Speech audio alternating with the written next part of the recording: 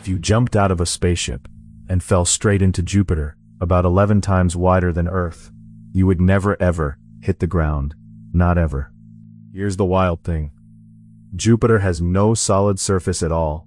It likely formed around a solid core of heavier elements that then gathered immense amounts of hydrogen and helium, which now constitute the vast majority of Jupiter's mass, though their physical state changes dramatically deeper down. Jupiter is made of about 75% hydrogen and 24% helium by mass, corresponding to roughly 86% hydrogen and 13% helium by number of atoms, with the rest being heavier elements. The same basic ingredients as the Sun, just not massive enough to ignite. So what do you actually fall through? Picture it like diving into a planet-sized ocean of gas, initially encountering thick, opaque clouds that just gets thicker and thicker the deeper you go. Layer 1. The cloud tops. Winds here hit 500 kilometers per hour. That's faster than any hurricane on Earth. You'd be shredded before you even got started.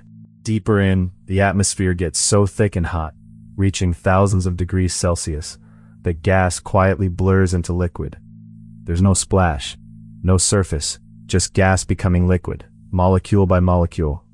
Here's the curiosity gap I promised you, far below the cloud tops, starting around 10,000 to 20,000 kilometers down, or roughly 50,000 to 60,000 kilometers from the planet's center. Something insane happens.